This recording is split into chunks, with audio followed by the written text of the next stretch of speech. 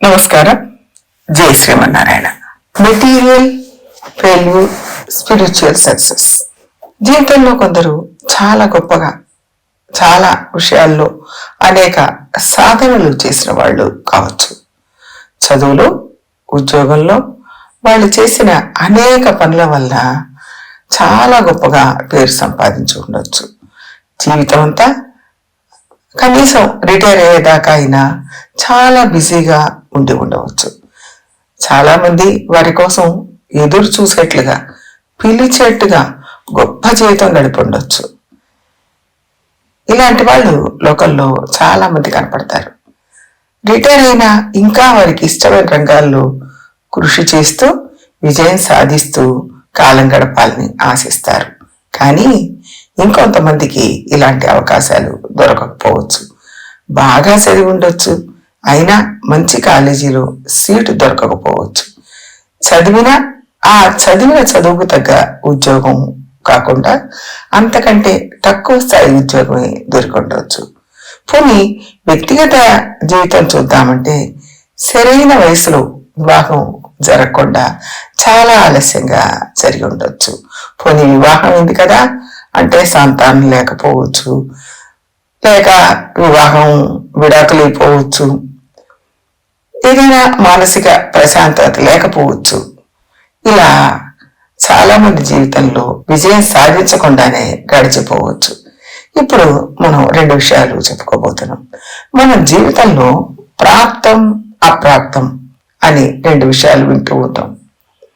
ఈ మాటలు మనం మామూలుగా వాడేటప్పుడు మనకి ఏది ప్రాప్తం అయితే దొరుకుతుంది అని చెప్పుకుంటాం. అంటే ఉన్నతమైన ఉద్యోగం దొరకాలి అన్న ప్రాప్తం ఉంటేనే మనకు దొరుకుతుంది. మనకు దొరకలేదంటే ఆ ప్రాప్తం మనకు లేదు. ఈ అమ్మాయికి ఈ అబ్బాయితో వివాహం అనే ప్రాప్తం ఉంటే జరుగుతుంది, అది లేకపోతే జరగదు. ఈ వస్తువులే మనకు ప్రాప్తం, ఇవి అప్రాప్తం అని అనుకుంటూ ఉంటాం. ఈ విషయాలకు ప్రాప్తం, అప్రాప్తం అనే మాటలు మనం అన్వయించుకుంటాం. కానీ వేదాంతంలో ఈ మాటలకు వేరే అర్థం చెప్పబడింది. వేదాంతంలో మనకు దొరకవలసింది దొరకడమే ప్రాప్తం. అంటే మనం అందుకోలేనివి దొరకవలసిందే కాదు, అంటే అవి మనకు దొరకాల్సిన విషయాలు కావు అని అర్థం. మనకు ప్రాప్తం ఏది అని ప్రశ్నించుకుంటే అది శరీరానికా లేక ఆత్మకా అని మళ్ళీ ఇంకో ప్రశ్న. ప్రాప్తం అంటే తాత్కాలిక ప్రయోజనాలు తీర్చేది కాకుండా శాశ్వతంగా ఉండే ఆత్మకు సంబంధించింది. తాత్కాలిక ప్రయోజనం ప్రాప్తం అంటే శరీరానికి సంబంధించింది. మనం ఇందాక చెప్పుకున్న విజయాలన్నీ శరీరానికి సంబంధించినవి. అవన్నీ కూడా తాత్కాలికంగా ఈ జన్మతో అయిపోయేవి, ఈ జన్మతో మాత్రమే ఉండేవి.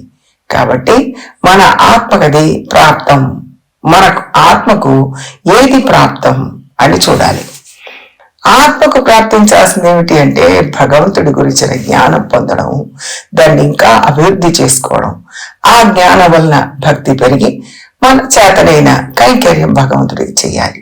ఇదే ప్రాప్తం అంటారు. ఇది ఆత్మకు సంబంధించింది. శరీరానికి ప్రాప్తం అయినవన్నీ ఆత్మకు ప్రాప్తం కావాల్సిన అవసరం లేదు.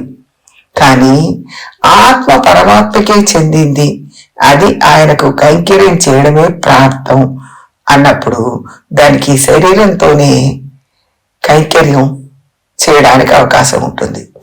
కాబట్టి శరీరానికి కూడా అదే ప్రాప్తం అవుతుంది. ఆత్మకు ప్రాప్తమైనవి శరీరానికి కూడా ప్రాప్తం అవుతుంది. ఇప్పుడు ఏది ప్రాప్తం ఏది అప్రాప్తం అని మనకు అర్థమైంది. మళ్ళీ ఇందాక చెప్పిన విషయాలు చూద్దాం.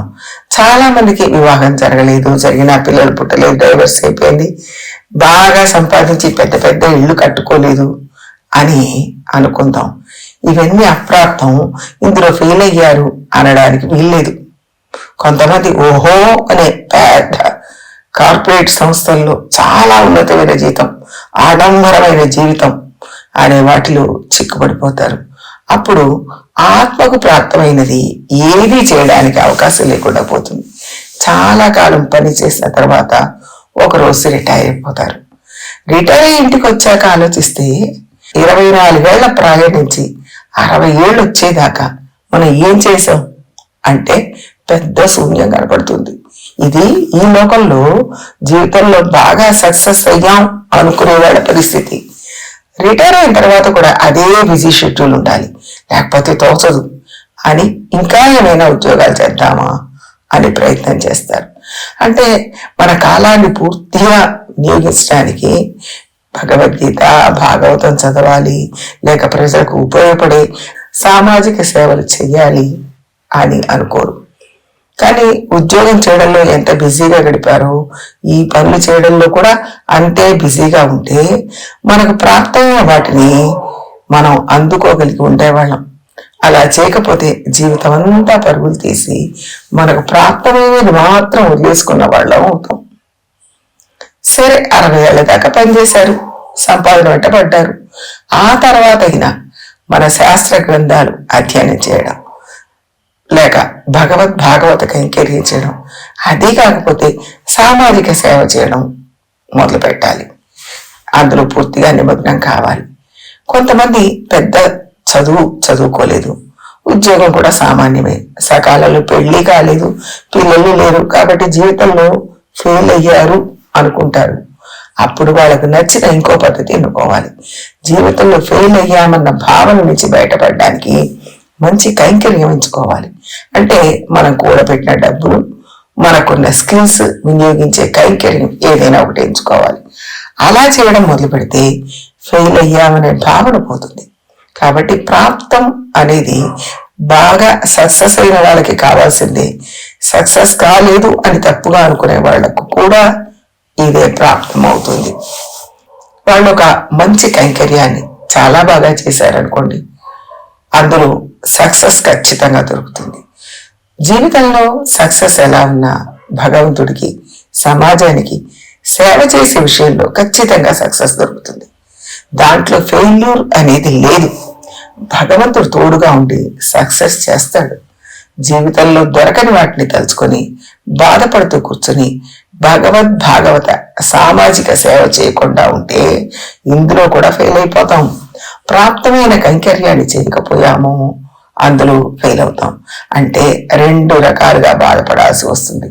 అలా కాకుండా చిన్న వయసు నుంచి, అంటే ఓ 30 ఏళ్ల ప్రాయం నుంచి సామాజిక సేవ, భగవద్గీత, భాగవతం, రామాయణం వంటి గ్రంథాలు చదవడం, భాగవత కైంకర్యం చేయడం ప్రారంభించి సక్సెస్ఫుల్ గా చేస్తే మనం దాంట్లో తప్పనిసరిగా విజయం సాధిస్తాం. జీవితంలో కొన్ని ఫెయిల్యూర్స్ ఉండొచ్చు, కానీ ఇందులో విజయం సాధించాం అన్న తృప్తి ఉంటుంది కదా. కాబట్టి జీవితంలో జరిగే సక్సెస్ అంతా శరీరానికి సంబంధించింది అనుకోవద్దు. భగవంతుడికి, భాగవతులకు, సమాజానికి చేసే సేవ ఆత్మకు సంబంధించింది. అది తప్పనిసరిగా చేయాలి. శరీరానికి సంబంధించిన సక్సెస్ ఎలాగో పర్మనెంట్ కాదు, అది తాత్కాలికం, ఈ జన్మతో అయిపోతుంది. కానీ మనం చేసే కైంకర్యం స్థిరమైంది. అలా చేస్తే అప్పుడు మనం సంతృప్తి చెందవచ్చు. ప్రయత్నం చేద్దాం. జై శ్రీమన్నారాయణ.